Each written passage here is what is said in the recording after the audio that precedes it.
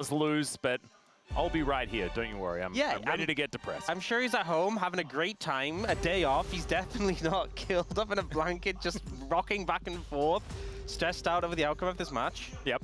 Well, Talia going to be banned away first here.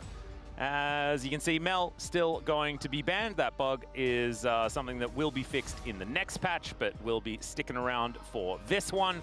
Aurora going to be taken away here as B&K. They want to first pick Gwen, everyone. Yep. A little bit telegraphed with that one coming out, so we'll see if the response comes through. Right now, though, Varus and Vi still open and available.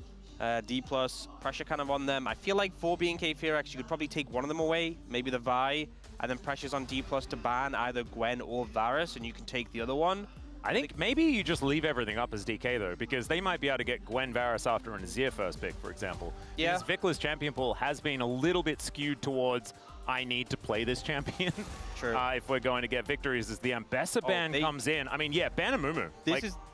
This is the most Gwen first pick I've ever seen. They're really targeting Shiwu's pool heavily here, and a lot of the picks that do well into it. So now... maybe they're also trying to make Shiwu play Red Side Rumble. Red Side Rumble, oh, you know, they're setting up for it. That's so cruel. Poppy is going to be taken away here. So it is along sort of my train of thought. But yeah, that Gwen first pick is looking like it could be coming in. But the thing is, like, I do think that Azir is better for B&K, but we'll just have to see what they decide. Alternatively, you don't pick the Gwen, you let them take Gwen, and you get the blue side Rumble. Oh, there we go. And actually, you just checkmate them, right? Because they can't pick the Rumble into Gwen, but you can. Yep. Oh, it's beautiful. Well, Azir is going to be locked in. If anyone who missed yesterday when it was brought up extensively, you know, Freak had a video on Rumble. Yep. He does less damage on red side. It's a significant difference. And we're going to bring it up every time we see Rumble on red side. And even apparently... I didn't know it was that significant. Yeah, it's crazy apparently. Wow. Like, I thought it was just delayed by like 0.25 seconds or something like that and then just starts ticking. So maybe you lost a tick. But is it worse than that? I don't know the exact ins and outs. Because I haven't watched... I have to admit, I haven't watched the video. watched the full video. I'm sorry, David. Yeah. You know, I haven't watched the full video. All I know is that it's significant enough to have a massive difference in win rate. That's nutty. Yeah, because obviously it's his ult and his Q. Oh. But Varus Vi coming through is a pretty big pickup here. Yeah, the VV from the PVV. Yeah, only the P was banned, so the double VV, pretty promising. That being said, I feel like the Azir into the Vi feels pretty good. Oh, they're going for the red side Rumble. Oh, no, wait. Why? Yeah. Maybe thinking, well, I guess not aware of the red side Rumble, but also thinking that now they can't pick the Gwen into it. B&K Fearax, though, will just pick the Gwen. Yeah, they'll just obviously pick the Gwen. You can pick Trundle Gwen if you'd like to. Yeah, that's an option. But I think the Gwen is definitely happening, and then they can have a little bit of consideration. I wonder if they want to secure anything else, though. I mean, obviously, a lot of junglers already banned, 3 jungle bans from D+, so I think maybe if you want to secure jungle now, it would be the pickup. Yep. And with Trundle being left open, as well as the Vi, there's certainly quite a few options here. Of course, I think Lucid would be okay to play the Vi into it. Xin is also left available, kind of crazy. The double circles. There's quite a few viable junglers at the moment. Yeah. And that is just Showmaker playing Yone. Alrighty. To the Azir, yeah. So going for that matchup, a lot of lockdown, a lot of teamfight potential. One thing I'm a little bit concerned about is this Varus, you know, as well. I feel like there's a lot of problems for the Azir in this game. The Varus we've seen whenever it's shown up been pretty potent, and now D+ have the opportunity to ban away 80 carries that can do well into it. I feel like a lot of teams have been picking Sivir into the Varus. Hasn't always gone super swimmingly in the early game. Jhin also been popular into the Varus, so could see those two taken away. Yeah, I think Sivir Jhin is probably pretty comfortable here. Aim to get your hands on something like an Alistar 4th pick, and then maybe pick something crazy for Lucid. It's probably just going to be the rest of the junglers being taken away here. Vi is definitely going to be banned, so likely to see that here. The problem is, you know, you might want to ban Vi, but also you got to worry about, I mean, they're banning Maokai, but you got to think about things like Alistar, things like Rakan. True. So I think there's a lot for B&K Fearax to try and limit, and not really much opportunity to limit the options for D+. So a lot of pressure on right now. I feel like B&K were kind of handed the draft, though. After the first 2 picks for DK, I was like, wow, that's weird. I mean, it's the Red Side Rumble, so, you know. Yeah. Opting in for the Red Side Rumble as well is just absolute crazy talk. As there is that Jhin. We knew exactly what they were going to be banning away because it was pretty obvious. And let's see. B&K want to ban about 6 things at this point. We'll see which one they're going to hit when they spin the wheel. Yeah. I think... I mean, they've gone with the initial jungle, but I wouldn't really want to give over Alistar, but they will just do so, I guess. They go for the Vi ban. In terms of jungle picks, I guess you could even go like a Sejuani if you want, although it's pretty low in terms of prio.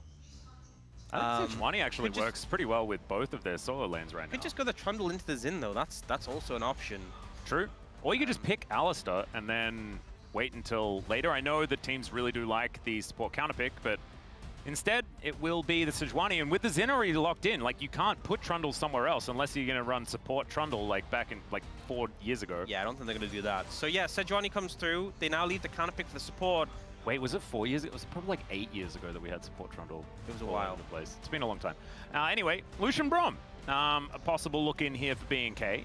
Does mean that they don't have any engage at all, so that's likely not going to be the choice. I mean, the Braum gets a lot of value just with a lot of people who can stack the passive, basically everyone, but it's going to be a rough lane, I feel like, with the amount of poke, and you can also, D+ could go something like the Nico support, and then you have a lot of harass in the bot lane for D+, that would really be threatening, so...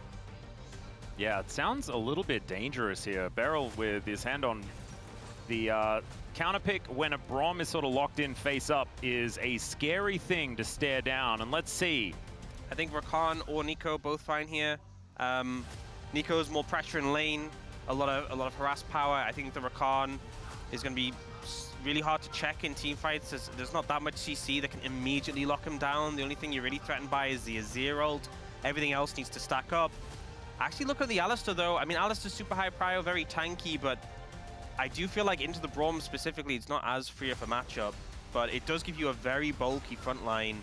But I feel like there's so many auto-attackers, there's so much shred on B&K Fearax. You know, I don't think I would have personally gone for the Alistar, but I can understand the reasoning behind it.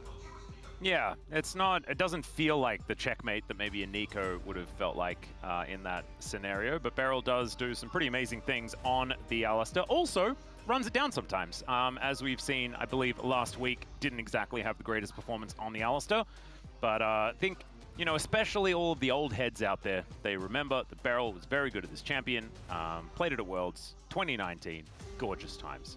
That was a long time ago, though, so let's see whether he could step up to the plate here, up against Kellen. Kellen, of course, looking for 5 assists in this game. And I think, as a Braum, you're pretty good at getting assists. So I think he might get there, if this is going to be a bloody one. I don't expect it to be slow, because it's B&K and it's DK. These guys, they just tend to like fighting. As far as the brain-to-hand scale, it's a lot more hands on the Rift here today, and that's what we like to see. It's more excitement. A lot of culture. Oh yes, it is a cultural phenomenon that we are going to be watching here. As we can see, also excellent Braum skin choice as well, looking absolutely phenomenal in those overalls. And I'm a little worried.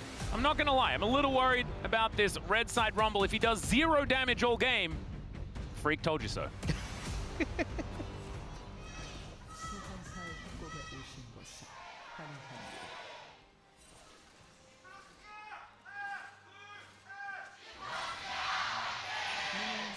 All right, D+ Gear fans are going ballistic here at Lowell Park. That is a lot of cheering. Let's see whether B&K can overcome it. Use some of that power for themselves. It feels like a very stable draft. Doesn't have a lot of range. I feel like the Varus can have a really good time here for DK.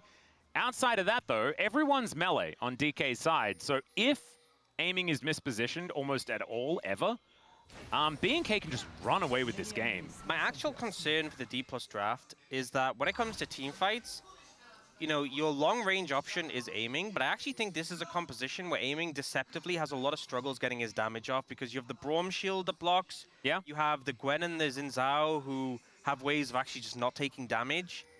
And the rest of your team kind of has to close a distance, has to be up close to deal damage. And they're playing into a Braum and 4 high DPS auto attackers. So I actually think BNK FearX might just mangle anyone on D+ who steps up, and in the meantime, Aiming's trying to get his damage off, and it's getting blocked or negated. So I actually think as long as D+ don't get a big lead, BNK FearX might actually find favor when we get to those 5v5s. Well, they're already finding some favor here in this lane, as we can see. Diablo just needs one double tap, and that's going to get the heal out from Beryl. Already drawing summoner spells, as this Alistar level 1 just, yeah, we know what Alistar level 1 does. Yeah, especially in the not very much. Lucian, not having a good time. Aiming getting some poke back, but not really achieving too much. Have to respect the Lucian level 2. That may well come in the second. Yeah, it does mean that Aiming misses out on quite a bit of farm. Of course, was our Gold King last week as well. Diablo going to just barrier for the fun of it, I guess, as he got a little bit too close to the turret. Yep, keeps his health high. And, you know, you don't feel too bad about it because Aiming has cleanse, so he doesn't have that extra effective HP in return. Harass really coming down, bit of healing from Beryl's passive. Remember, we did have Alistar getting his armor nerfed quite significantly on this patch. So situations like this where you're getting bullied in lane, you are feeling the hurt that much more in the early levels.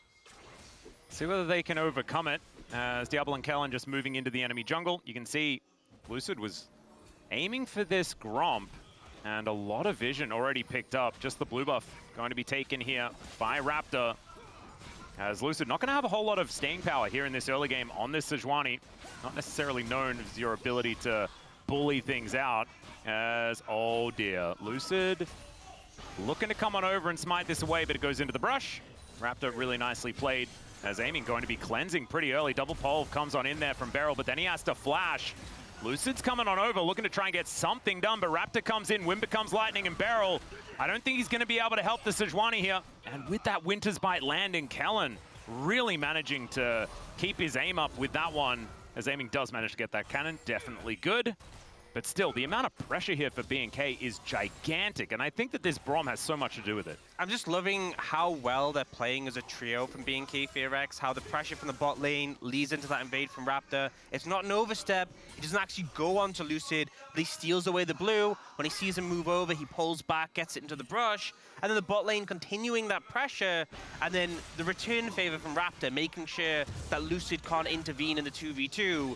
It just feels like that back and forth constant pressure, but at no point does anyone overstep. Yeah. You know, that's definitely a moment where if someone went too far, they could have been punished, but it was that balance, that back and forth that just kept the pressure alive. Now we have a lead for Raptor in the jungle, and they managed to burn another summoner from the bot lane for D+. I will say, though, Aiming has managed to keep up and farm pretty well, despite everything. Yep, going to be wandering back to lane now as well. As we can see, Azir is actually on a very long losing streak. 7 losses in a row. You had to quiz me about that one. If that was Dagon's fact of the week, I think I would have said, no, it's someone else that's on a loss streak like that. Okay, in fairness, a lot of the players picking the Azir, you know, we saw some games from Nongshim, some games from DNF, some other teams aren't doing as well. That does also, there's the caveat that, okay, well, if our weaker teams are prioritizing it, what does that say? But I feel like our stronger, like, you're not going to let Faker Chovy get Azir, is what I'm thinking. Oh, they're looking for Beryl. They'll find him there as well. Wind becomes lightning, but a headbutt to get out of the way. Still, it's first blood that goes over to Raptor. And playing around this bottom lane has been the aim of the game, and they have succeeded. Yeah, punishing that lack of flash on Beryl, finding the angle with the concussive blows. Great execution there. No real recourse on the other side of the map. Lucid will pick up a Gromp for the trouble. That's not really much of a consolation prize. Can't really set up a dive on a clear under tower when he has exhaust, especially as he did reset and TP back in with full health. Really does make you think that if this was a Nico, maybe things would be having a better time down here. But still, let's see whether this mid-game is going to be able to, you know, save Beryl as far as his decision-making is concerned with this Alistar, as he will be able to get a lot done. Of course, you're very tanky, play that front line, things like that. As So it makes you wonder if he had 7 more armor. Yeah, that's a really good point, as Empress Divide is just going to sweep through Showmaker as he does rebind his soul. Vikla now just kind of putting that ult on cooldown, though, trades it for a little bit of Showmaker's health bar. I don't think Showmaker's going to be too worried about it. Teleport back in here from Kellen, get him back to lane. As almost everyone with all their summoners back up again. Cleanse almost done there for Aiming. And Showmaker almost done as far as his health bar. It's a little bit worrying here as Sheer doing a bit of damage here, despite everything. And Raptor wrapping around.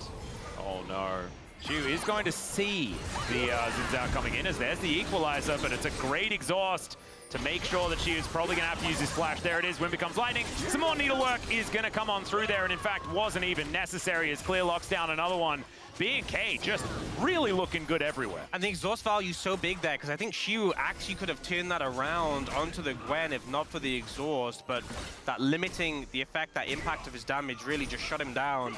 B&K VRX getting some strong early momentum here. Yeah, looking real good. It's going to be Dragon number 1 though. See whether Lucid can lock that one down as Kellen is moving over here. Looks like it is just going to be DK who will be able to collect this. Do have Grubs coming up in under a minute. And so it might be, you know, the potential double Dragon angle. Very cool. I liked that conversation that we had over the last couple of days. DK might be able to use Dragons as a bit of a win condition, but I don't know whether that's going to be enough because they said a clash of tempo vibes. Let me tell you, B&K has all of them right now. They are all over the place. You can basically see it. If there was a tempo vibes meter, it would be all blue. Yeah, yeah. Or all yellow, depending on whether we're going to go team colors or, you know, what side of the rift they're on. Still haven't implemented that yet. You know, we've been pitching it. I think that it might be ready for Worlds. I think it might be ready for Worlds. That's the hope. Yeah. You know, I think that's one of the big priorities. You know, I think you talk about what was implemented in seen a 5-star. Yeah, Arctic Assault does come on through there. Permafrost will come down, but Rom just going to give him the door. Showmaker not able to come over in time, but they do get full vision control in this river. Yeah, as I was saying, you talk about the big changes to competitive League of Legends that have really made it better. Second place Fearless Draft, first place Tempo vibes. Oh yeah. 100%. That's how it works. As B&K should be able to get their first objective feat of strength here by taking a couple of grubs. DK used that vision control that they had just to steal one of them away. And will now back off. Showmaker looks for a bit of a knock-up onto Vikla, doesn't quite find it. Still just clearing out the wave and has actually moved into a lead when it comes to the CS. Certainly good news here because he was falling a little bit far behind earlier on. Has now picked up a couple of items, does have his boots too, and he's feeling a whole bunch better there in mid. Showmaker was actually looking for a bit of an angle towards Clear here, but Clear heads up. Not going to be overextending into the Rumble. Yeah, a little hard to punish the Gwen. Ultimately, Deepos aren't in that bad of a condition in terms of the gold, not too far behind, but I just think going to struggle when it comes to setting up some of these fights. That's some big burst from the Lucian there onto aiming. Yeah. Oh, Cannon just going to go wide. Showmaker not able to get it. Vikla good zoning. She will be able to take a cannon, so at least we get one back over there. -1, so those still in chat if we could. Thank you very much, everyone. Appreciate your work. That's all right. Aiming and barrel, pushing forward. Just trying to deny any sort of reset that is coming on through here. Is nice knock up there from Showmaker. He'll still have his teleport, so does Vikla. Double flashes in that mid lane as well. In fact, almost everything back up and available outside of Shiu. He does not have his flash. No exhaust there for Clear either. As Raptor is sweeping his way up towards this Rift Scuttler. Blue's just going to immediately come over, try and bully him out here. There's a nice knock-up. Permafrost comes in as Showmaker might be able to get enough damage as the Crescent Guard does come on through. Wind becomes lightning. It's a lot of damage onto Showmaker, and he just cleans it up. Vikla looks for the angle. The flash out from Showmaker gets him over the wall, and now Clear could be in trouble as well. The Permafrost comes down. The Harpoons connect, and Shiu picks one up, and DK right back in it. Couple of mistakes there from B&K VRX. D plus swift to punish. The confidence from Lucid to go in. Has the follow-up from his mid lane. And Raptor, that entire play could have been negated from a flash over the wall. Oh, man. We're now in trouble. Yeah, there is no ulti here. That's a great knock-up from Showmaker. Not able to get quite enough damage down, but man, Showmaker really is finding some form again. Yeah. As we're getting further through this round robin, man, this is impressive stuff. He did everything he needed to in that play to find Raptor. And here's the thing, I think Raptor overconfident here. If he just flashes over the wall, I think this play a lot easier to redeem. But he goes aggressive on a Showmaker. He's like, look, we can make this work. Clear's going to be here soon.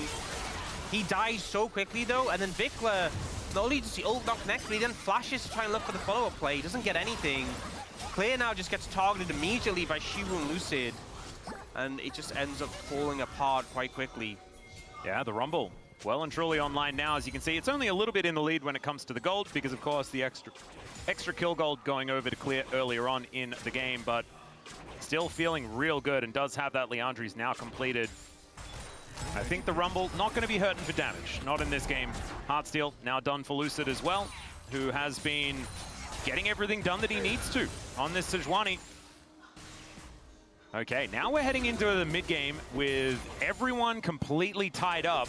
It's going to be an honest game of League of Legends. As Diablo coming on over, trying to get a little bit of damage onto Beryl, who's happy to soak some culling. Oh, Aiming took a lot of damage there, though. Dragon spawning soon. Let's fight over control of vision here. Yeah. Double Dragon on the line. Feats of Strength completely tied up on both sides as well, which is kind of cool. Whoever gets this next Drake will have a decent advantage. A Showmaker going to be able to pick up that cannon at least. Also clears up that little pesky minion that was waiting. As Kellen is just making sure that there's no access to this river. Beryl just going to move in though. Piercing Arrow does come down. And Raptor was on vision there, as we could see. Control Ward spotted him out. Oh, there was also that cheeky ward inside the Dragon Pit as well. As now Clear going aggressive onto Shiu. Gets inside the mist, but I don't know whether he wants to be here. Might have to flash and does indeed do so. He's got teleport though, Clear does not. So as far as his Dragon fight is concerned, the Gwen's power level not really going to be playing too much of a part. Still, B&K have started it up. Beryl and Aiming moving in. We do have a Sejuani on her way. The ulti from Kellen goes completely wide though. And Lucid just walks on over. Beryl manages to pick it up because he just collects himself a smite. Now the equalizer is cooking all of them. Still, they're able to get themselves out. Orcs, you've got to pay attention, man. My God, the amount of Chemtech souls we've had has been disgusting. I'm sorry, I was focused on the fight. Now looking to pressure this bot lane tower, and B&K Ferex not really able to step up. Considering that trade, Clear got on the top side, really not working out for them in the Dragon fight. Vikla will get some plates in the mid lane though. She'll make it trying to find Clear, but doesn't really get anything for it. And I have to say, do you know what it is? Oh my God, I've just figured it out. What? Do you know how DK can play against the flow of the tempo vibes? How? Because they have salmon-colored shirts. Oh, there you go. What do salmons do? They swim upstream, Orcs. That's what they do. Yeah, that's precisely what is happening here. Look at that salmon. Look at him go. I can't believe he got that. Yeah. Kind of crazy. Yeah, and honestly, I think, so the play that came out was Clear went for the heavy trade in Shiwu because he's like, look, enemy top lane has TP advantage. If I chunk him out, we can do Dragon before he can get there. And then B&K Ferex were like, okay, we have to rush this. We have to do this before Rumble TPs. They weren't able to DPS it down in time and got challenged. And I think the play would have been okay if they'd been able to get it and get out. But the fact that Beryl got the Dragon, a little bit of a heartbreaker. And now D+, gold's even, but they have that edge in terms of Dragons, which definitely gives them that advantage. Yep, double Dragon is a big deal. Naaman's starting to get some good poke down in the mid lane. Hard to contest mid priority against the Varus at this point of the game. Yeah, one more turret and one more kill. One more objective here for DK as well. Those feats of strength will be coming on through. Can upgrade some shoes with double Swifties as well. Man, feats of strength going to feel pretty good here for DK.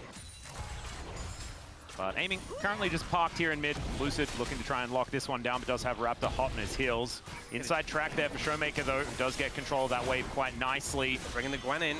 Yeah, teleport to come on forward as Aiming gets slowed down. Winter's Bite will connect as Showmaker goes over the wall. Piercing Arrow does a lot of work as the culling comes down, and Beryl flashes on top of the Gwen, delivers her to the backline. That's almost a bad idea, but still Clear is going to get taken down. The equalizer, great position, still a flash out from Showmaker as Vikla tries to get on top of him, but he leaves Raptor to the wolves! Or the Raptors, I guess, because that's the pit that he's in. Still, they're all just, yeah, in the death chamber. That is 3 on the floor for B&K, and they are falling apart.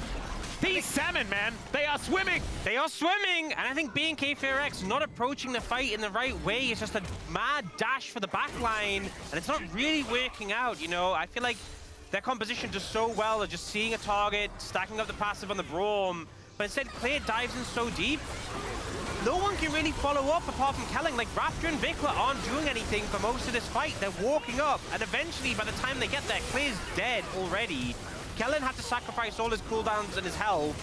Vikla is still unable to do anything. this at no point did this feel like a 5v5 for BNK FearX, whereas D+ just kind of retreated, played around the carry, and did what they needed to do. It was a lot more straightforward for them, and I think BNK FearX got a little bit bloodthirsty, which we shouldn't really be surprised by. No, that's pretty Rise Group. That's pretty culturally relevant. Very cultural, yeah. I think that's completely fine. Very them. Very just, they've been a very fast-paced team, win early or lose early. Yeah, and the thing is, like, I think the most important thing all the time is to just be true to yourself. Oh, yeah. And that's precisely what they are doing. And being true to yourself as BNK is losing to DK and beating Pro. That's what they're doing. That's looking like what this week could be if they don't manage to win this game. As of course, it is a best of 3, a chance to bounce back, of course. I do have to say, with how this draft was orchestrated, with the early game, things like this, BNK had every opportunity to put themselves in a great winning position. And DK have kind of just snatched that away. Yeah. Still chances, still an opportunity, but definitely need to rethink how they're approaching some of these fights, I would say. Yeah, I think it has a lot more to do with how it's being played out rather than the position they're in right now. As the culling onto aiming, Lucid just picks that one up. And what I was going to say is that they do have, like, Braum Shield against the culling in 2 different ways. With the Frost Armor that Sejuani has, can basically eat it for free. And then Beryl just ults. Yeah. And eats it. It's like a quadra-sided door. They feel so tanky right now. Lucid feels extremely bulky. We've had so many Sundered Sky junglers who are very hard to kill because they get that healing back. It's just an honest, I am very tanky jungler right now. Yeah, well, Emperor's Divide going to come on through there, and Showmaker just gets himself out of the way as Beryl looks for that trample stun. Kellen holds the door, but can he keep himself alive? The answer is yes, but he leaves his AD carry for the Wolves. Aiming picks up the kill, but now he's in trouble. The headbutt, the heroism here from Beryl is not enough to save Aiming, who is well and truly in the wrong spot. 1 for 1 as both AD carries lying on the floor. Vikla now moving up, but they leave Showmaker in this bottom lane.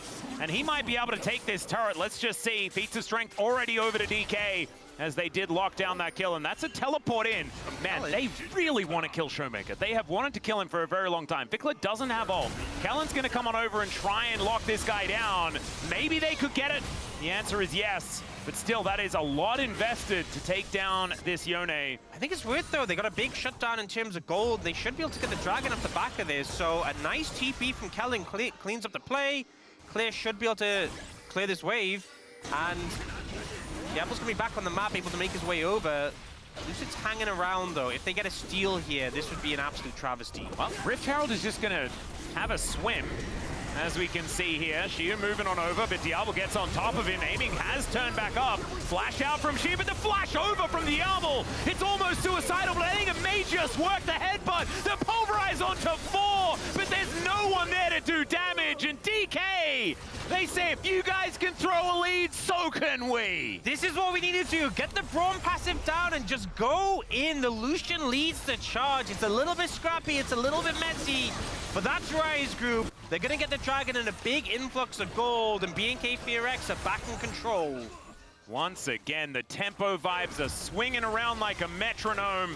As we see the start of this, it looked like it was going relatively well, right? Kellen completely pushed out, Diablo exhausted and destroyed.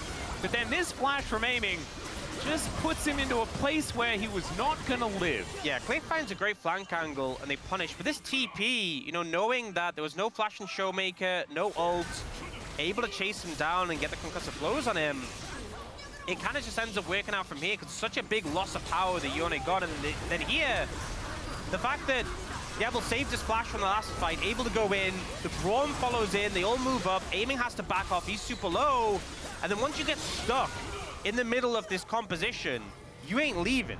Oh no, the passive stacks up and you're just not able to leave, and there is the 4,000 assists. And that is the sort of fight you want to get the 4,000 assists. Absolutely. A hectic one like that. Sometimes, you know, you get like 1 kill and then you're aced or something like that, and then you get the very sad milestone come up. This, thankfully, is not one of those. This is BNK finding their way back into this game. Leapt in at 20% HP on top of his AD carry who just flashed in. Yeah, so that's what we want to see. That's the kind of play we're looking for. Is Lucid just starting this up? Oh, they Yeah, I mean, this is the Rise Group special. They will get Victor's TP at a minimum. Let's see how far they're willing to go, though. Oh, no. Oh, dear. Clear could be in a lot of trouble as the exhaust does come down. Pulverize connects onto Clear, but you can see Shiva is dead, and he gets it in the 1v4. Finally, he does go down, but a 1-for-1, that's not what DK were looking for, because Vickler is just taking an inner turret here on this top side of the map, and DK get nothing but the scraps. I hate to say it, Max. I hate to say it. Oh, the Salmon have run out of energy, I think. It's Red Side Rumble. Oh, no!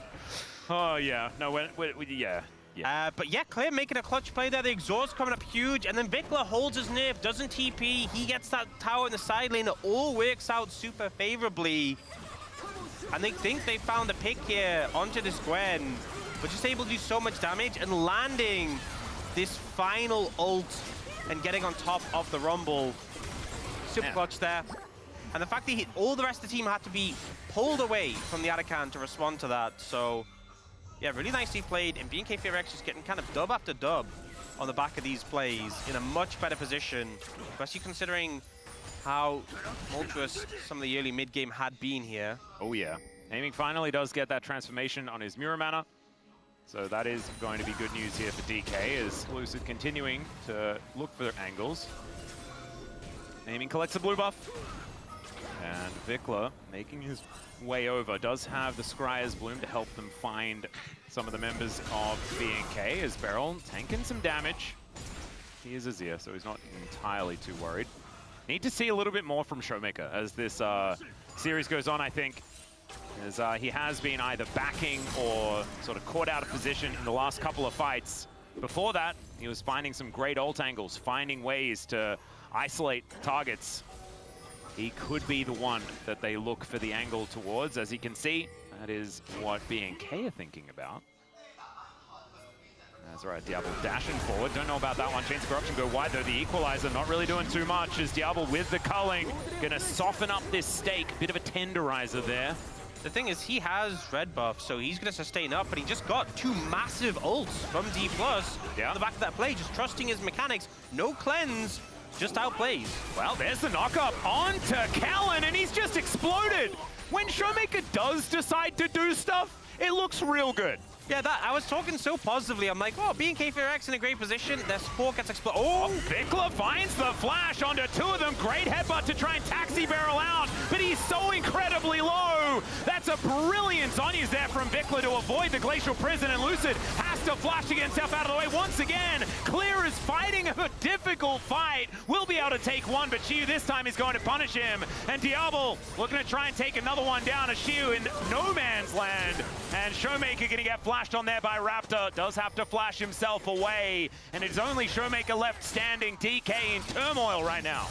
Considering how this fight started with Kellen getting exploded, BNK FavorX finding so much out of it, and I think the fact that they didn't have the Equalizer, didn't have the ult from the Varus, and also, you gotta bear in mind, Showmaker committed his ult for the pick onto the Braum. A lot of tools weren't available for D+. I think this is why BNK FavorX had the confidence to go for this play. So much had been budgeted to get D+ in this position. Beryl was already so low, and he's still level 10. He still has the rank 1 ultimate. The damage reduction isn't actually that significant. Even the heal doesn't save him. It does get scrappy from here, though. Clear dives onto aiming. Even with the flashing, he's just having a nightmare scenario into this Gwen. Yeah, he's also like walking into us. I need to do damage inside the circle, but then you're in melee range. Yeah, unfortunately. Oh, they are starting this. Okay. BFX will find it, but what's the health? Beryl looking for a bit of an angle as the Equalizer goes down there as well. Vickler diving towards Shiu, but he may have dove too far as Showmaker snaps himself back. Mid laner for support, though. Decent trade here for DK. There's no as towers Raptor here. and Kellen looking for an angle. Teleport back available here for Shiu as well, who can recharge that health bar, aiming with the cleanse, but still going to get slowed down. Crescent Guard, that allows DK to disengage. And there is a teleport back in. Clear once again closing the gap to exhaust down onto Showmaker, and Clear is just a man possessed in this game. game. This guy is a monster. Why the hell did you pick the Rumble and not the Gwen? Clear is just playing so well, and honestly, the value he's gotten from the exhaust, it feels like he's limit testing with it. He'll dive into 3 or 4 people, pick the highest damage target, shut him down with the exhaust, and just survive on blinking health bar to make the play. He's getting so much value from it. There was Showmaker, and it allowed him to make the play happen, when it honestly seemed like a bit of a suicide mission. Yeah. You can see it come out here. So, great response here from Diablo.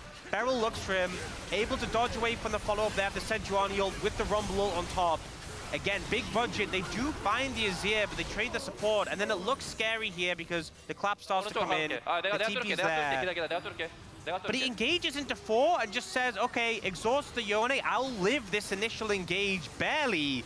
Oh, the amount of needlework value he got as well was absolutely revolting. Yeah, and you know what I'm glad to see? I'm glad to see an actual, not a Roa Gwen, you know, the Riftmaker, getting the healing in, getting a lot of sustain from that as well. Second Dragon going to be picked up from BNK VRX here, and now a substantial lead. They're just going to go straight towards Sadaka, and B+ are nowhere near right now to contesting this. That's 3 objectives in a row picked up here for BNK.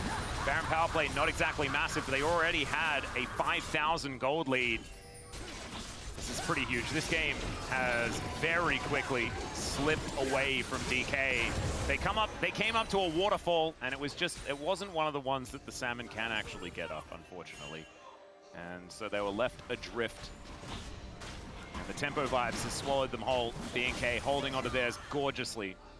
That early game was really nice. A few hiccups, but as long as you can right the ship, still looking great. Aiming does have an edge of 9, but they're on the edge of defeat right now more than anything else. I don't know whether that item is going to be saving them anytime soon, especially with Diablo sitting on 3 items now complete for this Lucian. It's not a back massage anymore. He's going to be doing a lot of work. Still, this is the Rise Group. This is where culture happens, and we can experience the unexpected. Let's see whether the unexpected can happen. Never can count a team out, and it goes both ways, you know? Yes. You've always got to watch out for these teams in a winning position, because things can always get a little bit scrappy, a little bit crazy, a little bit goofy, but right now, in a good position. There's a lot of engage on D+. It's the zoning. Sometimes you want to press R, and guess what? Kellen pressed R. Okay, Raptor tanking up the turret for a very long time. Kellen there as well. He just gives it the door, and Diablo does eventually take that one down. Still, Showmaker took the outer on top side. Not able to get this inner turret, though. If he had been able to get that, maybe it's an okay trade. You know, this is what I'm talking about. There was no need to really do that. Yeah. The cannon minion was killing the tower.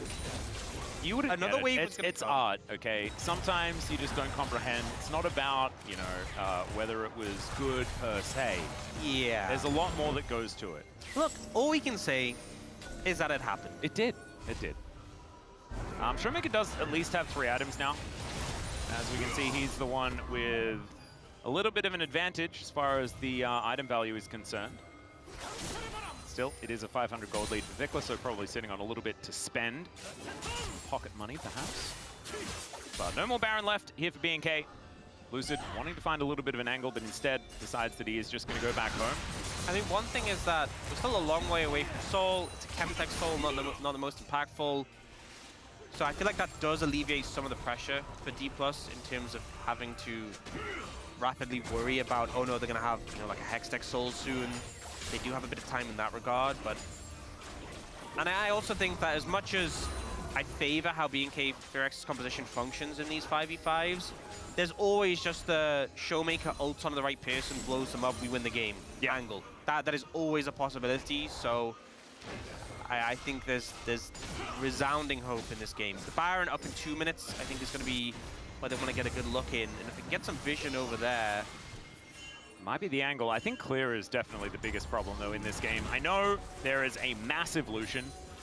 He is 2 levels ahead of Aiming, who still hasn't hit level 15 yet. Not even off that wave, man. He's nowhere even close. That is... Yeah.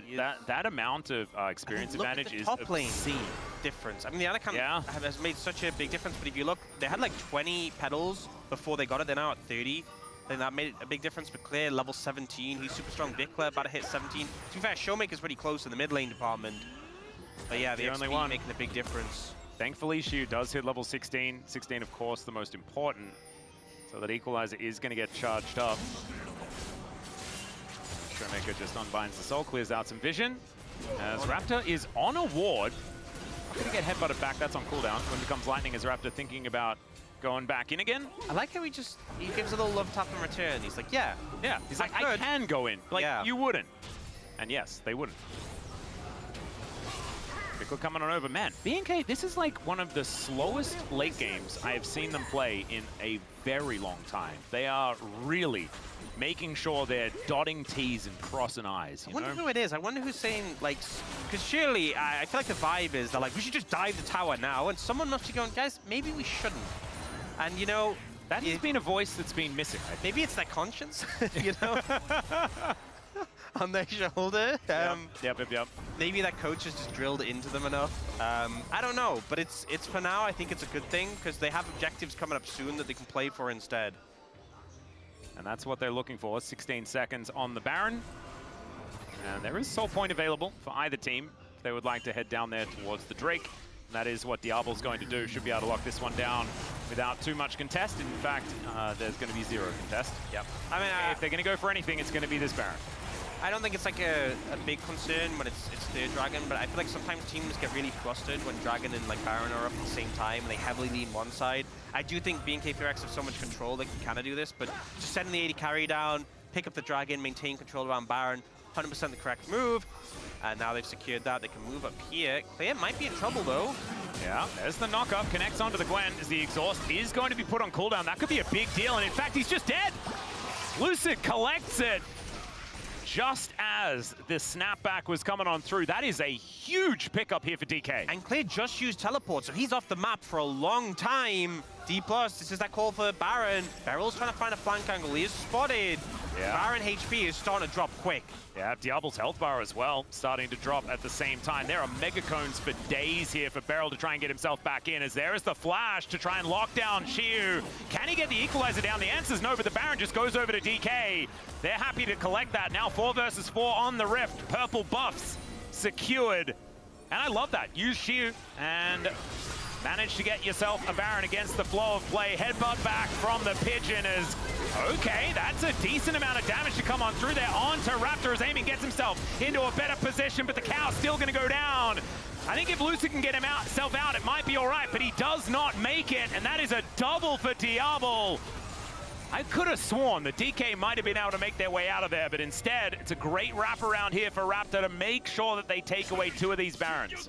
Honestly, it was a scary play for BNK Furex because they were trying to stop them from escaping. Someone had to lead the charge, and I thought they might just get exploded, you know, with Vikla going in early, with Raptor going in early, but they managed it pretty well. The Sterex from Raptor coming in clutch. They take away a lot of Barons, and yeah, trying to get some damage onto Raptor here, but it looks like it will be this inhibitor to go down. Equalizer coming on through there as Clear once again back in the fray.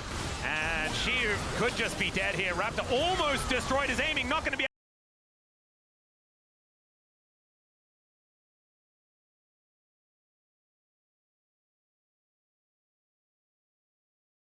able to cleanse that. That is just death. And with this inhibitor going down as well, it's only Showmaker and Beryl left alive, desperately trying to defend their base. It's almost a negative 2,000 gold Rebel Baron power play. Oh, these salmon just cannot get anywhere near up this waterfall, as BNK are going to take away the second inhib. And looking to finish off this first game against D+ Kia. The Pulverize not going to connect there. Onto Vikla, finds him, goes golden, and down goes Showmaker. They collect their target. There's the culling as well, and oh my goodness, B&K, such dominance here. In the early game, we'll skip the bit in the middle, and that late game was just beautiful. Man, don't give Clear Gwen. Yeah, I mean, Clear had a fantastic game on the Gwen. So much confidence in some of these fights. Definitely a little bit of figuring it out, because I think the team, there were some mishaps, but overall, a lot more control when we got in the later stages. I think this is a team who typically have fast games, win fast, lose fast, but it felt like they understood the objective when we got in the later stages. They knew they had control. Even though Clear got picked, they realized how to navigate from that position. And I think the main thing was they didn't dive into the Baron pit and potentially give a window to throw the game in the other direction. They picked Shiru, they got it back to a 4v4, they closed in, and it felt like this was a team who just took it step by step. Yeah. And I think that DK didn't do themselves any favors when it came to the draft or anything like that, but man, I actually thought Showmaker had a better game than this damage graph would represent, although he did spend a lot of time in side lane. I think a lot of the time he was doing a lot of burst. You know, he'd blow people up, and then a lot of time in the side lanes. So, you know, like a Varus is always going to do a lot of damage because there's a lot of poke. Yeah. But, I do want to say there's already an 07 from Chronicler in the chat. Yundo has put up a picture of Chronicler being very sad on the screen here, which was from a series that didn't have DK in it, but you best believe he was thinking about them when it was happening. B&K going from strength to strength here after taking down the bros, looking to now take down DK, but it's best of 3. We're going to take a short break. When we get back, the space, and then that game number 2. See you soon.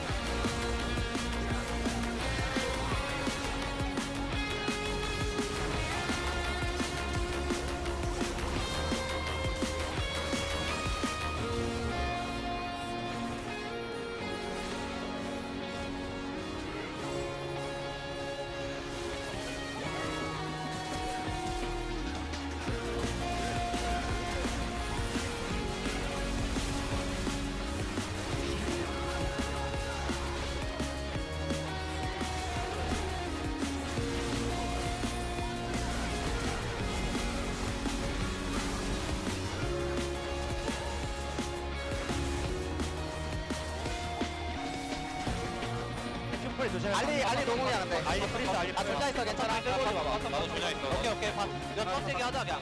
아 끝낼만해 얘들아. 천천히 해봐. 보면서 아빠 라이트 깼다 라이트. 나 존나 있거든. 앞에서 내가 빨아줄게 얘들아. 대방 알리 프리스. 나 존나로 빨아줄게. 나도 조냐 있어. 나만 안 풀릴 테니까 앞에 세게 해줘. 나 위에 타워 칠게 그냥 2로 그냥 내가 타워 칠게. 나 조냐 있거든. 요난지 보안 박게 나 이거. 알리 더블 반. 아 연애 잡아. 타워 칠게. 라인 치면 천천히 해봐. 아 끝나. 야 편하게. 나이스. 숨이 안 젖었네. it was all about the tempo vibes. Well, it was also clear. You're absolutely right. Yeah. It was very clear in that last game. And yeah, it probably had nothing to do with him playing Gwen. Yeah. An unanswerable Gwen in that game. That probably had nothing to do with it. Let's have a look at what happens here, though, as DK move over to the blue side. And maybe this will help them find something a little bit better to play around. Still, a bunch of stuff was used up in that last draft. I felt like that was a pretty high priority draft. I think this time around, Yunara is going to be much higher priority. Didn't see her at all in that last game. I'm just feeling it now. I feel like the orb charge lady is just gonna be unleashed. Potentially. I will say, though, a lot of junglers were banned, so still available, but looks like we're following a similar route with them being... That's 4. This is that even enough? more than we had banned in the first rotation last time, because last time we had Pantheon, Wukong, Poppy. This time we had Pantheon, Wukong, Poppy, and Vi. So we're just amping it up at this point. So here was me thinking, you know, maybe we'll get like some high priority jungles being let through. No. These guys hate junglers, apparently. Yeah, they just definitely don't want either team to be playing them. Which, in fairness, Lucid and Raptor both had some pretty fantastic performances. The Orianna being taken away, maybe a look towards the Nocturne Orianna as a combo. Yeah, we can look at that as a Nocturne ban. Yeah, Talia still open and available as a standout. And I know, obviously, the Azir being gone, which is often picked into, but I still think Talia being available might be a pretty high priority pick. Aurora also open. Yep. Talia's going to get taken away. All right, so no Talia, no Orianna. As far as control mages are concerned in that mid lane, you know, there is still Victor or something like that, but it feels like a lot more fringe when that is concerned. As Yunara just going to be locked in. I knew it. I could feel it, man. Yeah, the I don't know. Yunara first pick vibes. Yeah. Kind of there. We've kind of seen it. And a lot of the picks that I feel like are really good at shutting it down. I think having very reliable CC is really good into Yunara. Having like your Vi's or your Wukongs, where once you're on top of her, she's locked in place, is great. That's not Viego. It's not really Trundle either, but Trundle I do quite think Trundle. is a good jungle pick with what's obviously been taken off the cards. So you good value there. It gives you the ability to pick something like a Scion as well, which could be, you know, something that could be annoying for Yunara to deal with. Struggle a bit to shred through tanks. I will say though, I think if you're playing Trundle, maybe look for a composition that can outrange her a bit. The Kai'Sa can work if you are looking to target the Yunara, land a bit of CC, blow her up. It's an effective strategy. We'll have to see what the rest of the composition brings together there. Yeah, I think if BNK can actually snowball this game at all, then the Kai'Sa can really do some work. As Rise going to be the consideration here for Showmaker. Honestly, I think Rise value is big. I honestly think Rise would have been good into Yunara, you know, that route. That's what they were considering, right? But instead, the Trundle and the Kai'Sa do come in. Didn't which need makes you- to take away the Kai'Sa. You think about that, they could have maybe taken it, but opting away, so Rise will be given over. You know what I know is I know that like Brendan would be so upset if they just picked Cassiopeia into it. He's been so against that matchup every time it's happened, but we'll see. It has recently actually won.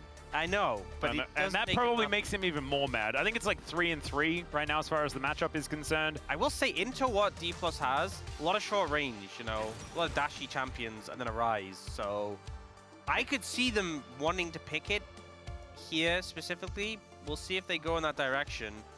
Ooh, Instead, Renekton. looking towards the Croc right now, into the Ambessa, wanting to punish that matchup. And in fairness, Clay had a pretty fantastic game one, so I think giving him a good matchup might go a long way. It is Shiwu's Ambessa as well. Yep. He's been pretty notorious on this champion. Was banned away in the first game. This time around, going to slip through. Did mean that it was going to be more difficult for Clear to pick a tank or something like that if they wanted to pair that alongside the Trundle, because Ambessa does do decently well into tanks. So the Renekton, it was the first champion considered decent into Ambessa when she was first released. Since then, I feel like Ambessa's taken a few nerfs. Yeah. And so is Renekton, to be fair. But it does feel like after that buff to his dominance, or Dominus, he's feeling a bunch better. But now, next round of bans, Nocturne going to be taken away here. Despite the Orianna being banned, we're still going to be getting rid of it. Still trying to remove those jungle options. I feel like for D+, you could definitely ban away, you know, Rakan, Nautilus, Nico, I think are all good bans. You could also look towards the mid, you know, the Cassiopeia, I guess. Even like the Annie would be a decent one that comes through that point and click CC, a lot of value. They take that one off the cards. Yep, I think it's a decent idea. I think Rakan is looking pretty decent as well. I think it may be one of those where there's still enough engage options that it's hard to ban them all out. So maybe there's one you're really concerned about you take away. Yeah. I think the Annie ban's definitely a good one. Again, that point and click CC, I think just a lot of value here. The Zed jungle ban coming through. I mean, I think Zed, honestly, this is a spot where you could pick it because into Trundle, it's pretty hard to play. Like Trundle, just the way you function, chomping people, dueling them, putting the pillar down, Zed kind of ignores all of that. Yeah, doesn't really care. Yeah, so if we were going to see it played, and also the setup from the lanes is pretty good with the Rise and the Ambessa, I thought maybe we could have seen like a Lulu come in, but as we've seen that paired up a decent amount with the, you know, we do see that Nautilus come through, so targeting some of that point and click CC, it does mean that the Nico and the Rakan are still options there for Kellen. Do you feel like Nico could be very valuable, as there's not a lot of range represented here on DK? Possible death ball composition to come in that Nico really does like to play into. We'll see what Diablo wants to lock away here though, as the Ahri going to be looked at. Wanting to save support here. I guess they already know the mid matchup, and Vikla just feeling confident with this Ahri pick. A little concerned though. I feel like this composition obviously wants to dive forwards, but I think there's so much AoE and cleave already from D+. Very Blender vibes, I feel like, coming out with what they're going to do. And now D+ looking to potentially deny that Nico. Yep. And if you land a big Pop Blossom onto BNK4X, you're just setting up for a slam dunk. Well, there it is. Going to be locked in here for Beryl. What is going to be Lucid's pick, though? Because this jungle pool is, I mean, empty at this point in time. There are fish, you know, splashing about in the mud, you know? Yeah. That's what it kind of feels like. But still, I mean, there are a lot of champions in this video game. So let's see what Beryl is going to be locking away for Lucid here. As time is ticking, Lee Sin, a consideration here, and will be locked in. We see so many considering this when the Trundle is locked in. It's one of the first times we've actually seen the matchup locked away. See whether it works. And yeah. Of course, Lee Sin can be pretty hit or miss. Yeah, I think with how fight's going to play out, with the fact that they kind of have to charge at you, you have that kick for a bit of disengage, you have some early pressure, you have the setup from the Rise, and also the Trundle, you do have the ability to outplay things like the Pillar. We just get the Rel coming in, so another Rakan obviously does provide that strong engage potential. I feel like B&K FearX's comp is pretty straightforward, pretty almost vanilla. It's just we go forwards, we go aggressive. Yep. I'm a little concerned though into D+. There's so much DPS, there's so much AoE, there's so much cleave. I feel like if B&K FearX misstep at any point, they're really going to be in trouble. The bot lane matchup's rough. I feel like the mid lane matchup Rise is going to have a good time and then be able to use that priority gets to impact the rest of the map. The top lane matchup is good though, so Clear, it might be on his back to have some impact in these early fights. We've seen Renekton take over games before. It might be on him again. Well, as you can see, the Teeny Ping vibes are well and truly overtaking DK right now today. And you saw Bengi Ping walking away there, pretty happy with how this draft has worked out. And if you guys are sitting at home saying, man, what I want on my Friday is just have 3 games between B&K and DK, I think that with the draft that they put together, there is a chance that it could happen. But it might just be that B&K are better. It might just be that they can play this comp out, find some angles. Diablo gets ahead. This could be almost impossible for DK to play out. Let's get on the Rift here for game number 2.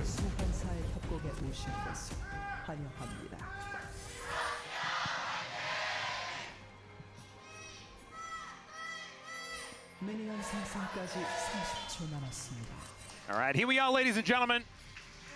Let's see whether DK can bring us the distance. Showmaker's worst nightmare, a 3-game series. The man obsessed with going home early. But do you know what we're not going to get? What? Chemtech Soul. Thanks, Orcs. Yeah. Paying attention earlier on, making sure that he gets the first dragon out of the way. And that is a Chemtech Drake. That's beautiful. You Beautiful know, to see. 60% of the time, I'm paying attention all the time. Yep. Yep. Yeah. Don't want to say the name of that cologne on broadcast. Just doesn't feel right. No, I'm just not going to. I don't think you need to. The Panther part can say that bit. Yeah. You guys will just have to remember the start. Yeah. Let's go with that. As Viklet wandering back to lane here. As Showmaker looking like a bit of a librarian. Not a huge fan of that skin. You know what? Always I feel a like Pirate Rise guy myself. you look at the mini-map. Oh, this is Wadid's favorite skin, by the way. The one he insta-bought. Oh, yeah, of course. I want to say, you look at the mini-map and you see Rise in the bot lane. Yeah. Any other player, you'd be like, well, of course it's Nico. But when it's Beryl, you're like, It's actually a really good point. Yeah. Beryl playing Nico really does add an extra layer, doesn't it? It's like, would he just play Rise support? Yeah, it's a bit weird. I could believe it. No, it is just Nico. But, do you remember that Overwatch character, the one with the orbs that rotates around them? And yeah, that one. Yeah.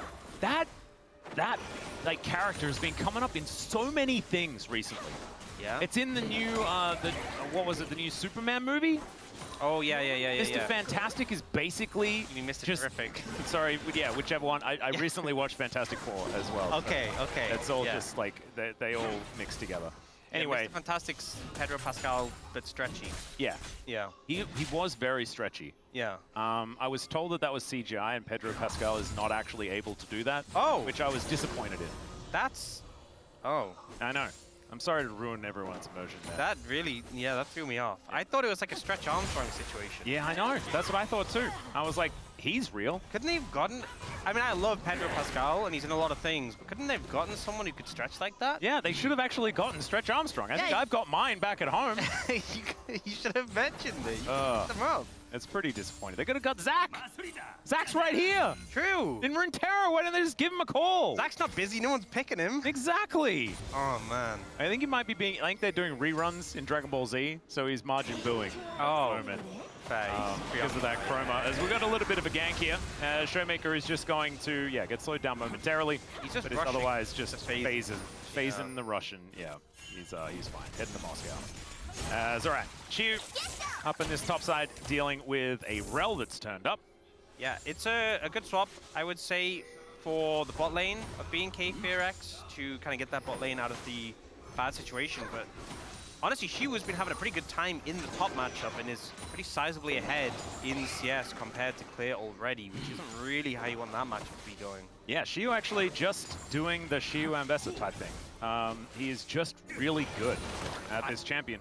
I just feel like we have players where there's just specific champions where it's like they're exceptions. You know, no matter how nerfed or weak the champion is, it doesn't really matter. Keen Sante, Shiu Ambessa. Showmaker gets the phase rush. There's the flash forward! Oh! And the Q's enough! Takes down the Ari. I think that was a caster minion hit. What specifically was it? Was it Scorch, maybe? Maybe. It was definitely a delay after the auto. I thought that Showmaker was going to be walking away looking silly, but in the end, it was almost like a gimme, you know? In golf. It was Scorch. Oh, confirmed Scorch. I mean, that's even more impressive because he had it calculated somewhere LS is like, that doesn't mean Scorch is good. Although I think he changed his mind on Scorch. That was a very long time ago that he absolutely hated it. You know, things change, right? Yeah. You know, opinions might change because the game changes. It does. It does. Now there's a whole lot more Zenyatas in the world. Yeah, that's what changed. Wishes the game would change quickly so he wouldn't have to be in this situation. Can we change games? Please let me change games. I want to instantly teleport to somewhere else. As a plate is going to be taken here. The Rel comes on over though, so she behind this turret is not exactly safe. As Clear also just not able to really farm and aiming, collecting plate money, and just being a happy Inara. Yeah, this is a weird situation because it started off looking really dire for the Renekton. But in the end, I mean, Devil's just free farming. I mean, Clear isn't farming, but he's soaking XP. This is like a 4-man bot. Yeah, and there's an extra fight going on elsewhere as well, as she is just fighting Kellen off to the side. Diablo's by himself in the top lane. Yeah, and that's the big thing, is that DK doesn't have anyone in the top lane. Look, I know junglers have a tendency to pretend top lane doesn't exist. But this is a bit much. Yeah, that doesn't mean it actually doesn't exist. Yeah. Still, a Drake is going to be a big deal. As Raptor also moving on down there. Is actually going to stop it as the Rift Scuttle are going to be taken. Raptor moving on in. I mean, the problem is now, eating this. Eventually they had to remember that top lane exists because the wave is pushing out. Yeah. So now they want to do Dragon, but they also have to respond to the fact that top lane is real. But BNK do have someone in the top lane also. So there's that. Aiming will be able to get this cannon as well. But I think they kind of had to give up all that pressure. And also, Clear is now up in terms of farm and XP compared to the Ambessa. We are going to see that replay. Yeah, let's have a look at this again. He's so low mana as well. Pretty perfect Scorch damage. Oh, man. Honk. Oh, and the emote timing, just gorgeous. As of course, that's automatically what comes up, but it's the perfect emote for the situation. So clutch. And the fact he just got enough mana for Q going into that play. Yeah. Pickler definitely feeling a little rough about that one, being on the receiving end. Ari was 6 HP, and the Scorch finished it off. That's how you make Scorch relevant. It's that extra 6. Sometimes it's make or break. Yeah. It's all right. DK now with about 1,000 gold in the lead based on the early laning phase. And it's interesting because I was like I was like looking down, I was seeing an experience lead for Clear, things like that. But the denial of the money is what's really helped DK out Not to mention the fact that Lucid has been able to steal away a bunch of camps as well, so Raptor is a little bit further behind. Lee Sin doing work. It's just one of these things where we kind of had that swap come through when both the AD carry and top were ahead for D+, and now Clear has like a full level lead in the matchup. And, you know, this Kai'Sa is still a bit down in terms of gold, but considering how bad the lane matchup is, I think he's doing okay. So really, I'm tracking this for Nectar. I said it might just be a Clear has to carry scenario. I want to see what this Croc can do when we get to the fights. Well, you're going to connect there as Beryl. Walking on back towards his top side. The grubs on the minds of BNK. Shield and Clear fighting aggressively here. There's the crash down as Lucid gets the kickback. Special delivery as Aiming grabs his first kill of the game. And BNK, I don't think they're contesting this now. Yeah, well, firstly, the Croc wasn't there. But also, that really did not go how BNK FearX wanted. And Lucid just slides in with a slick kick, delivers a kill to his AD carry. And, you know, he won the Gold King this week, well, last week, but might be being set up for it again. Yeah. Back of this one. He looks like he's surfing the tempo vibes, though, right now. Just cruising as he picks up that kill. Special delivery there. And Aiming, getting all of that money. Our Gold King very happy about that. He'll augment that with some plates as well. I don't think he even needs it, though. Oh, dear. Okay, in, then out again. Shiu may just be dead, but Showmaker, looking to see what he can do, as Clear did have to move out of the ult because I think that was going to spell his death anyway. Still, Clear is going to survive. Dominus now on cooldown momentarily. That is a lot invested from DK, and I think you're pretty happy as BNK to just get out utilizing that flash, even if DK didn't need to use any.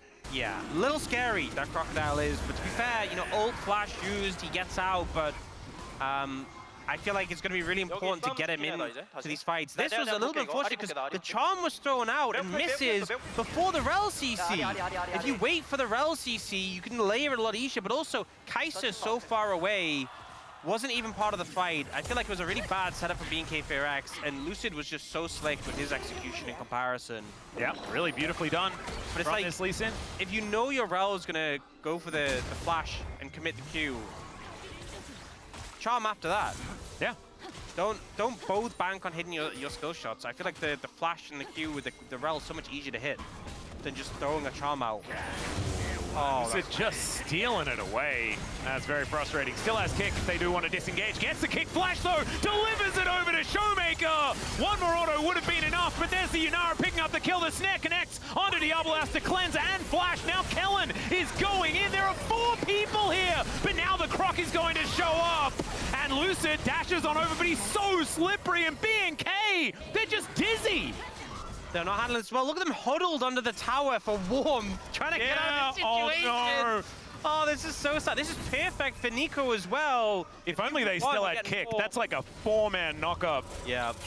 Oh, they're bobbing for apples. They're just bobbing for apples right now. Okay, they got one out. They got one safe. Raptor's coming over. Oh, dear. Well, Raptor is going to come on through. There is Beryl just dead. That was the real one. I was assuming that was definitely a clone because he was just doing nothing, but I think he just knew he was dead. Yeah, but in the meantime, this was just Shiwu pushing in the top lane, getting plates for free, getting farm for free. I mean, I think what tells the best part of the story is the fact that the gold lead is only extended from that play, even though Beryl goes down, even though it looks a little bit weird. It is just DK getting everything, as it's another plate in mid as well. 3 grubs for DK being utilized so well. The thing that really stood out for me in this play was that grump steal, right? Well, not just that, but so obviously Raptor gets basically eliminated, then Diablo unfortunately also starts to get punished here. But it's when Vikla comes in. Look at Vikla's mana bar after he like ults and then charms. He just has nothing, it's fumes. So like, how is this fight supposed to continue from here? There was just never any angle in, so he like TP'd in to make the play. And it just kind of felt like they were just responding. Like D+ took the Gromp. That was what started this all off. And I felt like everything after that was like BNK FearX. It's like, we can't let them just take the Gromp. Yes, you can, it's a Gromp. Yeah. It's not that deep. Guys, just let the Gromp go. And they lost so much more because they couldn't let the Gromp go. Well, now they might be letting the Ambessa go, as the flash does have to be used there by Shiu. Aiming, in the meantime, is playing PvE League of Legends. This is the single target version, the single player version that we've been asking for. You know, where's my League of Legends campaign? You know, we just don't have it. And so that's what Aiming's playing right now. That's the unreleased version there, spoilers. And he is now just going to go back, spend a whole bunch of money. He's got a Blade of the Ruin King, so that's not normally, isn't it normally Kraken that we go first? We've been seeing some Blade of the Ruin King. Okay. We also had... It's always hard when it's Aiming, you know, to know whether this is like weird. Like, I know she does a lot of on-hit, so it's fine.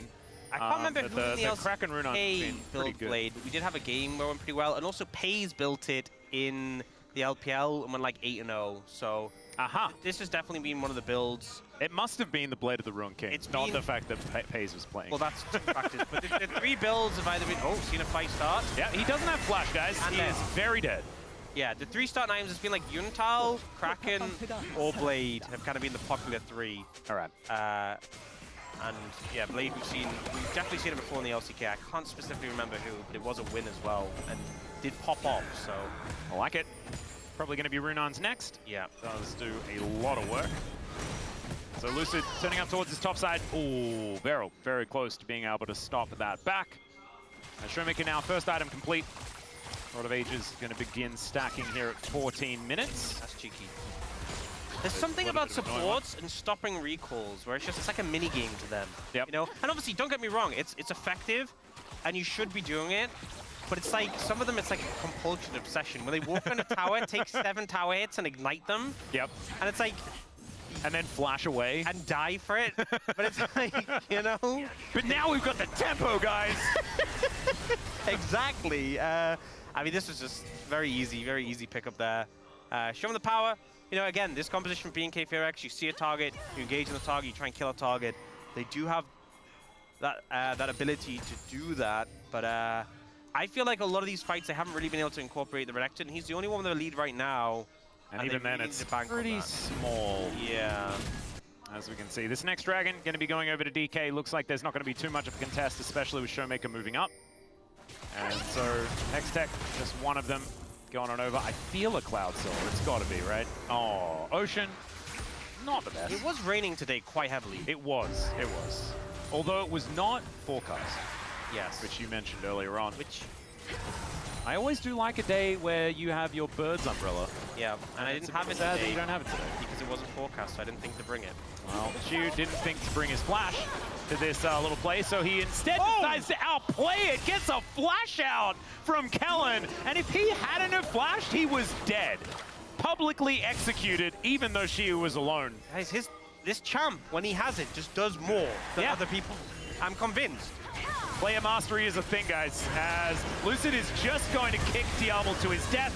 Showmaker collects that one. Just realm warps his way underneath this turret. That gets taken down as Fairclaw. That is not where you want to be teleporting to, my friend. And that is a killing spree for the Yunara. Aiming is just being delivered money.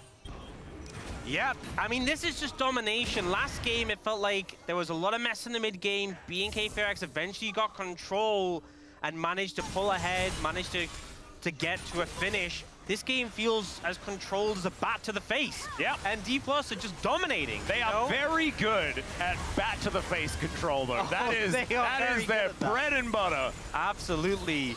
They're just demolishing them in every meaningful way. And BNK FearX, I mean, they are taking the bat. I will say that. They are.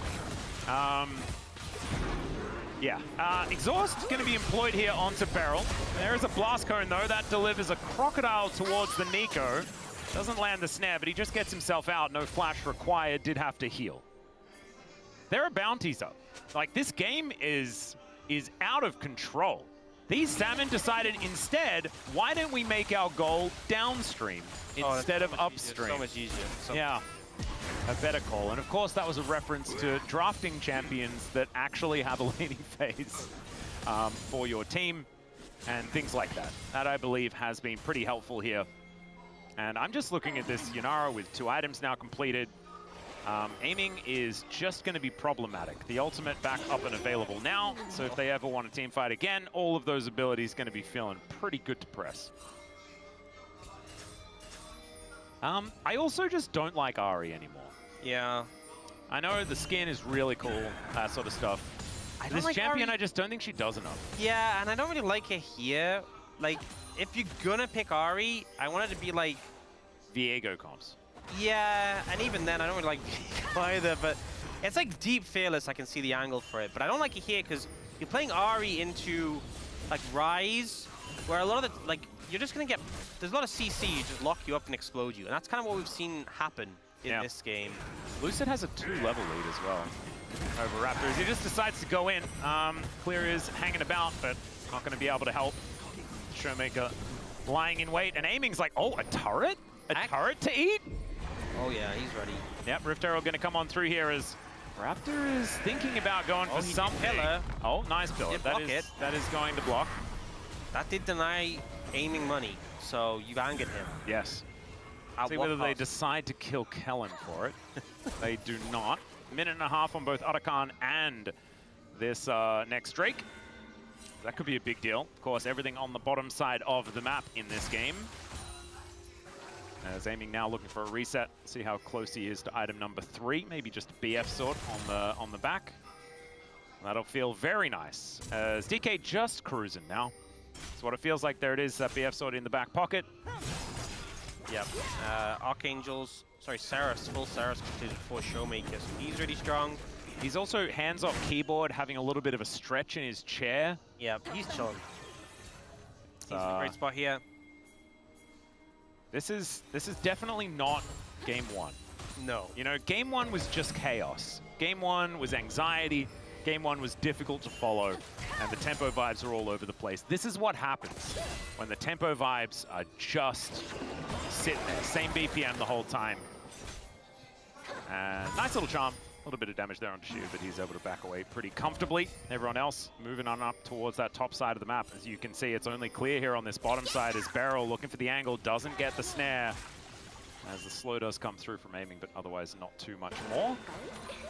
And B&K, some bounty money to be collected here on this top side. Their first turret of the game. And in fact, the only thing outside of those 2 kills that they've been able to get is that 1 Chemtech Dragon. So this is meaningful, increasing their objective take by double. They got something, you know, it's a small consolation prize. What will they lose for it? Because they lose that bot lane tier 2. In a tier 2. Yeah, probably going to lose that too, unless they're looking to make a play. Yeah, Raptor coming on over, aiming in melee range with a Trundle doesn't feel, oh, never mind, it feels fantastic. Lucid now coming on over, there's the flash forward, Pop Blossom collects the 2 of them, is aiming now, free hitting! And he gets dove on top of, that's Vickler locking down that kill, and Beryl is dead at the same time. Clear likely to be taken down, and now Lucid has to flash, and Showmaker needs to get this damage down, as she with the public execution, but it's not where it wants to be, and Showmaker just dead on the back end of the fight. Lucid now having to run away, and B&K, there is so much to get. They've got bounty gold, there's an Otacon available. They may have just found their way back into this game. There's the flash charm, and down goes Lucid. Nothing he can do about it. That is a gorgeous little leash into this Otacon play. What a gold swing in favor of B&K Fear Rex. Should be able to get this and the Dragon off the back of it. A huge misplay by the bot lane of D+, an overstep that's punished. And this is what this composition does best. You engage, you go forward, you see target, you kill target. And boy, did they see targets. Be able to pick this up as well. Yeah, Beryl not going to be able to steal that one away, as Raptor will be able to secure the first Ocean Dragon of the game. Showmaker coming in, trying to make the best of a bad situation, but I think it's just going to remain a bad situation. Never mind, we are realm warping to try and get on top of Diablo. Still, the turret does go down. DK trying to move this needle back once again in their direction, but it was cresting a 6,000 gold lead. That has now been cut in half. Just a huge overstep for the turret. This is just overconfidence. Aiming lost a lot of health here, and then the engage comes through. And the follow-up here from the Kai'Sa as well. This is why the comp works. The Rel Kai'Sa able to shut down that carry. And it's still scary. You saw how Showmaker is able to deal with the Renekton, despite everything, because of how far ahead D+ were. Yeah. But then ends up getting finished off here by the Leandri's burn. And that gives a reset over to Vickler. They're able to get this chase down. The Charm Flash comes through. The follow-up's there. The momentum achieved by the Ahri in this fight. And you know, this pick is very feast or famine. If you start to get those kills in the fight, you're going to feel much better about the Ahri than if you just don't get any kills. And now they're still behind, right? They're still in the deficit. But I think the big thing is the XP swing as well. Obviously, gold super significant, but getting the Arakan and getting all those kills right now, evened up a lot. I even see like Clear a full level up on Shiwu. He was already feeling pretty good. Hasn't quite got a gold lead, but I don't think that matters too much. Wanting to race towards that level 16 where he can really be a menace. You look at the 80 carries as well.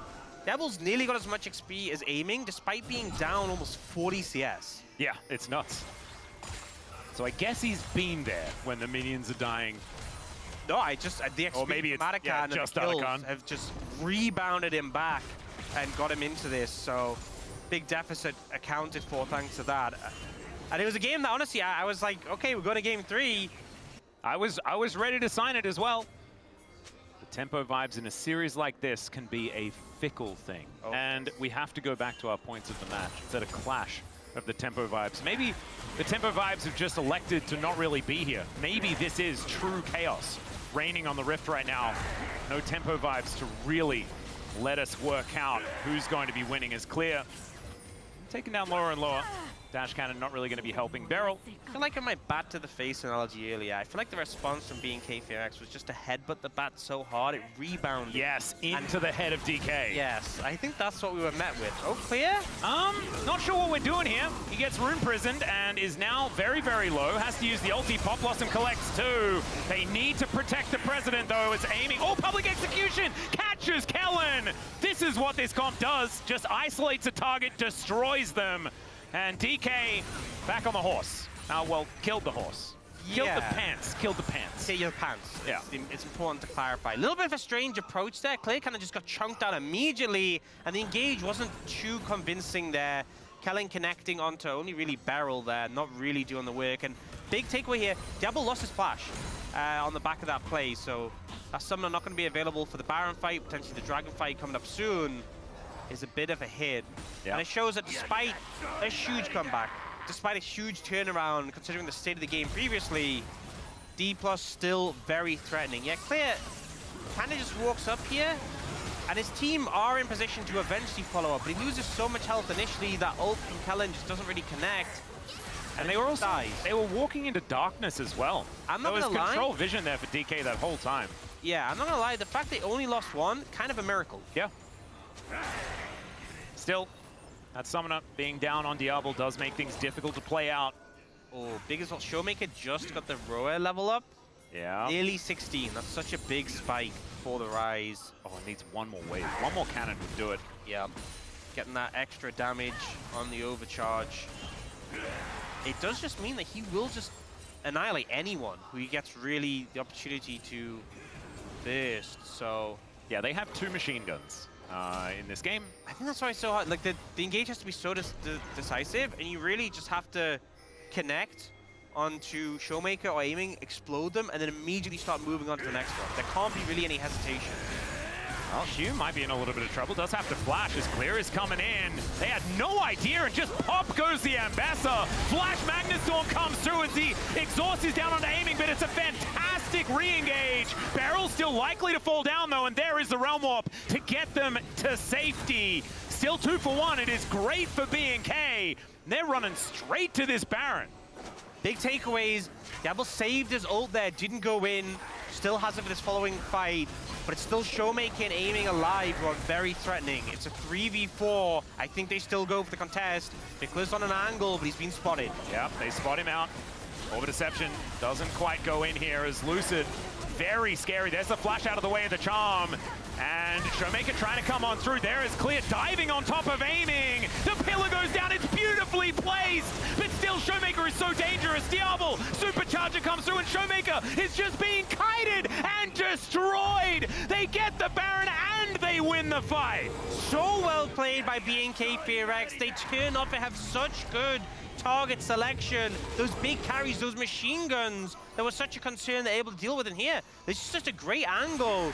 The top lane is going for these risky flanks, but Clear outflanks the flanker, finds the slips in, gets the stun, he's just deleted. And then here the engage comes in onto aiming, but they don't overcommit. You know, Diablo could have ulted in, could have secured that kill onto Beryl there, but holds it. You know, makes a decision, says this is fine, and now has it for this scenario, is very patient. When they move forward, even holds it here, eventually moves in to secure the kill on the aiming. And then even though he gets chunked down, they finish off Lucid, he kites away, the team just deal with Showmaker. This team feels so much more controlled than we've ever seen them be. Yeah. This is a great look for B&K as Diablo at Supercharger just denying Showmaker anything in that fight. As, yeah, we're feeling pretty good about how this one's going. Although Ryu, not counting any eggs, gives him a little bit of a round of applause, but I think he knows it ain't ever over till it's over. And they actually have a gold lead now. Yeah. Crazy. Soul Point coming on in as well. That's a 4.5K Rebel Baron power play. That is high value. And that's only going to extend. It's still got a minute 20 left on that clock. As, yeah, DK, they had this game in the bag. Not anymore. This was going to be 3 games. That would have been so fun. Yeah. Don't get it. Still, not over till it's over. The base hasn't been destroyed yet. But we were talking about things at the beginning of this game, and one of those things was Diablo, if he gets too far ahead, could become a problem. Well, he's not too far ahead, but he is 5-1-5 on a 4-item Kai'Sa, who can just decide to annihilate a target. Yeah, and now he has his Zhonyas as well. You can play so much more liberally. You know, he's been very patient, but you can just ult in, and the Zhonyas are so hard to deal with because, you know, they have to deal with you after the Zhonyas, but you can't just stand there and wait for him to come out when the rest of the team is rushing you. But if you're not in position to respond when he comes out, you're just going to die to him afterwards. So he's now a massive threat, ahead of the curve compared to aiming and Showmaker. Showmaker trying to finish this Rabadons, which would be a massive spike, but until he gets it, is a bit of a trough. Yeah. Well, Realm Warp is just going to deliver some minions to this inhibitor turret. Wait a second. Backdoor, guys. You can't. You have Baron. Just there's no way this can't happen again. We've had too many of these. Well, I mean, he's likely he can get this turret if he sticks around. And there it is. So Showmaker just takes an inhibitor turret. Like we've seen a lot of stuff for Nexus trade. Yeah. I have never seen. You could just anything for Nexus never goes well. No. Guys, don't give up your Nexus. It's never a good play. That is often, yeah, I mean, I think that it's a risky call to say that, Orcs. I understand that that took a lot of courage. I'm yet to see it work out. Yeah, you but know? neither have I. Look, I'm Really? going to be honest with you, yeah. You've been casting the LCK a long time, so I know assume that maybe at one point in your career you'd seen Not ever. that. Oh, wow. One time. If you trade your Nexus for something, you're going to lose the game. Oh. That's how it works. That's crazy. We've seen so many things, you know, Elders, Barons, Souls, all sorts. That's so interesting. Let's see whether B&K do decide to opt in for that trade. I feel like we're learning a lot today. Yeah, that's good. I'm learning a lot about identifying tempo vibes and the fact that it can be difficult in some of these games. It has become a lot more difficult. Do you think it's easier to identify tempo vibes in Legend or Rise Group? Legendary. Yeah. I'm going to say that. Yeah, I think that's very safe to say. Yeah. And it differs game to game. The Gen G T1 series was fantastic because it was very clearly in favor of one team all 3 games. Yeah. And it didn't matter which one. I think that was the same no matter whether you're looking at the first time they met in the first round robin or whether it was the second time. That's all right. DK have managed to stabilize the game just a little bit. But now they have to play honest League of Legends. They're down 3,000 gold. They have to deny Soul. That's coming up in a minute 20. Baron is going to be coming up at exactly the same time. There's a GA on this Crocodile. I don't know. Did get some big spikes though. Rabadons for Showmaker and the LDR for aiming. These carries are doing damage, but it's very conditional on the fact that they can survive to do that damage because they're pretty glass cannon. Rise is bulky, but he hasn't got any true defensive items. Aiming. Oh, only has a Hex String to grab that damage. What do we, okay, well, Vickler is going to dive forward, doesn't find the charm as Lucid trying to get out of there. He's so low. Killer Instinct comes down and they manage to take it. There's the 5-man Pop Blossom, but followed up with an absolutely beautiful Magnet Storm. And B&K are just saying, nah, it's not about the objectives. We heard from Orcs you're supposed to kill Nexuses, and that's exactly what they're going to do. Or is it Nexi? They're going to kill some Nexi. This is the second one. And it's a 2-0. Wolf knew, the only one of us that knew, and now has another customer for his pizza, which I think you should just buy it anyway, because it's delicious. I think I've still got one in my freezer.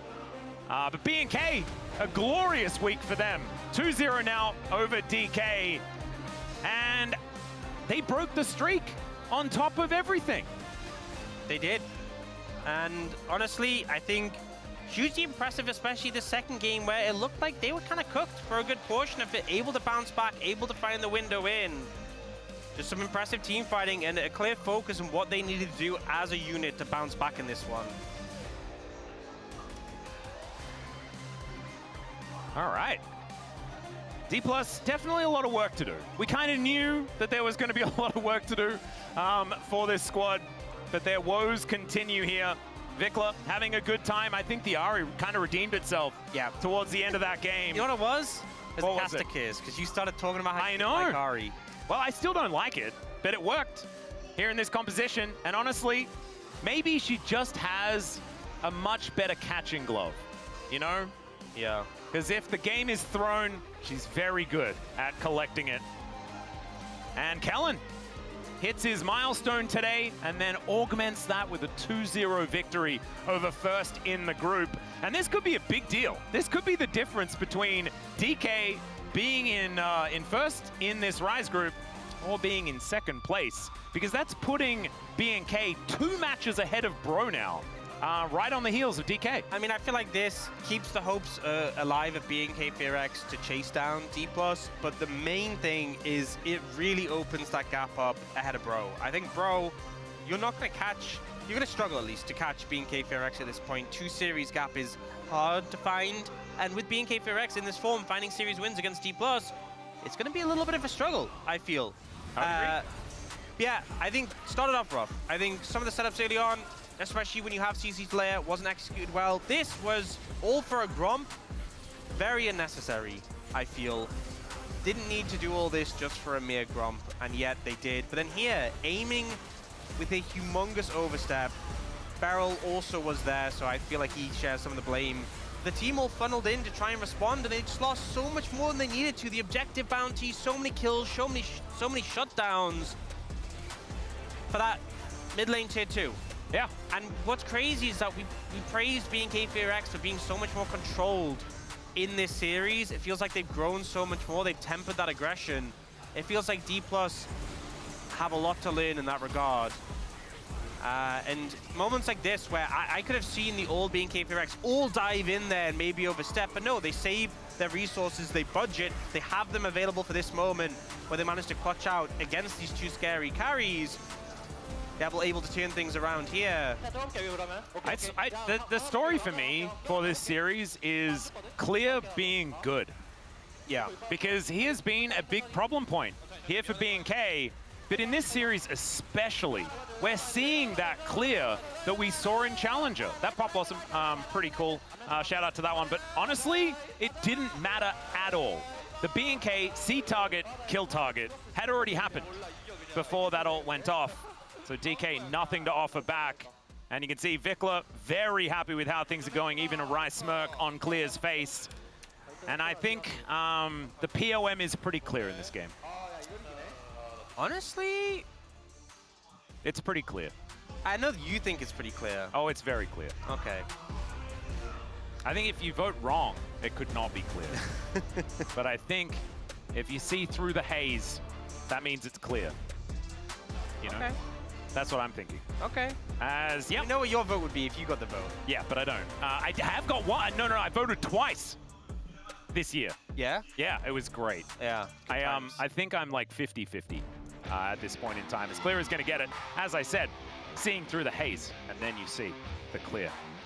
His Gwen, I think, probably the most important out of these 2, but his Renekton, the only one that actually consistently was winning in that second game. That's fair. I think overall having really good performance to bounce back from, I think previously he was one of the big underperformers on this roster. So, you know, we've seen him have great performances in previous years. I think a lot of us were wondering where that player was. Today we saw him. So I'm just hoping we see a continuation. And maybe this level of form is very what we've missed. Yeah, absolutely. And maybe it's because he's against one of his old challenge buddies in Shiu, who he was facing off against, I believe, at the same time, although Shiu did come in a little bit later. So maybe that gave him that level of confidence. He's like, I remember the player that I once was. And then he demonstrated it right here. Kind of like Robin Williams as Robin Hood when he finally discovers, sorry, as Peter Pan. Yeah, I was about to... Robin Hood, they're both green. Anyway, when he discovers that he's Peter Pan and starts crowing, flying around and stuff like that, that's exactly what Clear was doing today. That's my Steven Spielberg reference. And thankfully, we have an interview very soon to save me from this absolutely terrible reference after saying Clear way too many times. It is a great film. It is a very good film. Do you know a lot of people don't rate it very highly? Really? Yeah. It's one of those films that like it shaped my childhood, but Same. it's not like critically one of those films that people like. Have you rewatched it recently? Yeah, it's great. Oh, I It's want it now amazing. because I haven't, and I'm like, does it hold up? I think I'm gonna now. Speaking of hold up, let's go to the interview here with Clear. Thank you very much, guys. This is Dear for the POM interview translation. We're here with Clear on the side of BNK Fear X after that clean 2-0 against D plus Kia. You overcame the trend and broke the losing streak. How do you feel? We won against D plus Kia today.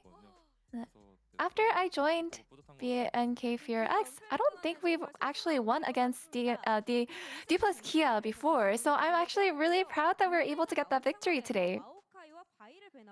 And I want to talk to you about the Game 1 draft. After they picked Yone, you guys banned Maokai and Vi instead of Sejuani. So for Xin Zhao's matchup, why did you think Vi was more troublesome than Sejuani? I think it's just comp-wise. It was just more troublesome to face Vi, and I believe that we just thought that it would be better to face Sejuani instead. And Game 1, your Gwen frontlining was quite impressive, so what's the idea to always be the one to engage? During practice, I kept getting the feedback where I should be the one to show up and do something, so I really wanted to carry that out today. And the enemy blind picked Rumble, so what do you think of the Rumble-Gwen matchup? I think that's a pretty common matchup, so I've been thinking about it, but I think each of these champions, they have their own roles, very, very distinct set roles, and you just have to carry your job out. What a huge comeback in Game 2. What do you think gave you the edge to win? We're starting from behind, but I think... that one mid-team fight? I wasn't there, but I think just taking out all the Yunara's spells and just focusing her down was what really gave us the edge today. And your team fighting setup was really impressive today, and DK's tends to be pretty strong head-on as well, but you outpowered them today, so what is BFX's team fighting secret? I think we have our own approach about the gameplay, which is let's just make sure that team fighting is what we focus on, doing well. So I think I'm honestly getting sick and tired of hearing, oh, we need to focus on the team fight. Team fight is everything. And I think we're just that good at team fighting because we just focus on it so much. And Kellen has reached 4,000 assists in the LCK. Would you like to congratulate him? Whenever Kellen is in the team, he just kind of felt like player one. But when I saw his milestone, I was pretty impressed. So I would like to say congratulations on your big milestone, 4,000 assists. That's incredible. And your next opponent is CN Freaks. What is your mindset? We're on a really good momentum right now, so I want to make sure that we keep on trying and keep on performing well and take DN Freaks down as well. And that's the end of the interview with Clear, and back to the space. Thank you!